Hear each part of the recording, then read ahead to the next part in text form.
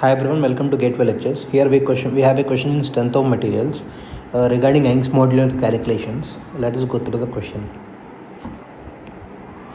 In a tensile test, bar is found to be taper from 1.1 meter diameter to 0.9 meter diameter. What will be the error involved when the arithmetic mean diameter is used for calculating the Young's modulus? So whenever we are having this as our specimen, okay, if the elongation in the both condition is same, the elongation in the both condition is same for the bar.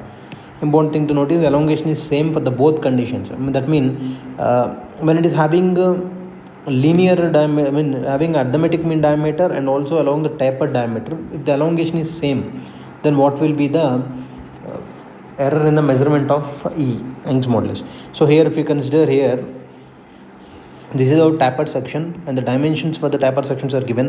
This is 1.1 meter diameter and this side is having 0.9 meter diameter. Generally, this is the general tensile test being done to calculate the Young's modulus. So this is performed on the universal testing machine, that is nothing but UTM or UTS, universal testing system or universal testing machine, whatever it is. So here from this we will calculate Young's modulus. So Young's modulus is always calculated from stress strain curve drawn, because Young's modulus is nothing but the slope between the stress and strain curve, and this stress and strain curve is obtained from P delta L curve. So whenever we are applying a load of P on this specimen, say only in the specimen we will be only using this part of the specimen. We will observe everything in this part of the specimen, not the total part, and that part is called the gauge length. So here also we have taken a specimen with the same gauge length, but here it is a tapered section. So here from the P delta L curve we will be measuring the Young's modulus. Therefore, the Young's modulus is directly proportional to the delta L for the given load.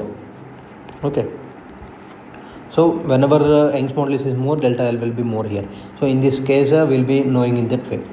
So Young's modulus is directly corresponds to, not proportional to, actually it directly corresponds to delta L. So variation of delta L impacts the Young's modulus variation.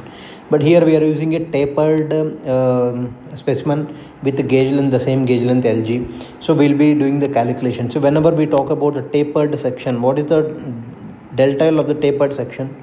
Delta L of the tapered section is, we know that 4PL upon pi E d1 d2. Right. So from that we can write it as 4PL upon, substitute the value of d1 d2. Pi E, the value of d1 is 1.1 into the value of E is 0.9,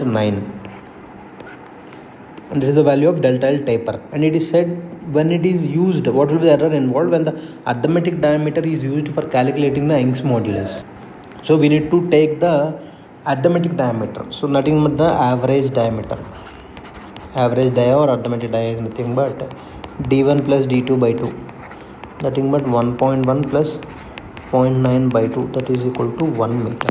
From this we will calculate the delta L when average diameter is being used. So our specimen, initial specimen is tapered. For that we will calculate some Young's modulus value. Let that be E taper. Right. Next we have taken the average diameter value or the arithmetic mean value. Then we calculated Young's modulus also from here also. So from that we calculate delta L as, for the same load, 4PL upon pi E average, nothing but EA into 1 square, pi by 4 d square, so 1 square, the average diameter is 1 square. So here we need to calculate the percentage error in Young's modulus measurement, right?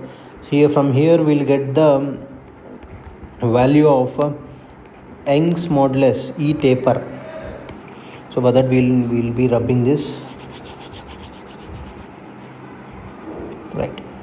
From that we will get the value of E taper as, for that it was said in question that delta L taper, even though we use in place of taper we are using an average diameter thing, average diameter specimen, but we are getting the same elongation in the both conditions. So delta L taper, when we equate to both the things, we will get this condition.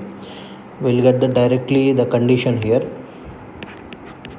E taper into 1.1 into 0.9 is nothing but equal to E average into 1.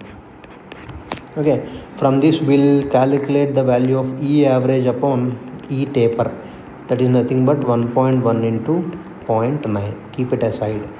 Now we will go into the error calculation. So percentage error in Young's modulus.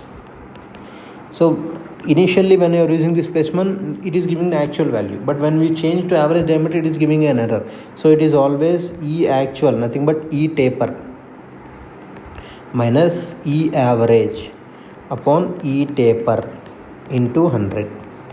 Okay, from that we'll get 1 minus E average upon E taper, the whole into 100.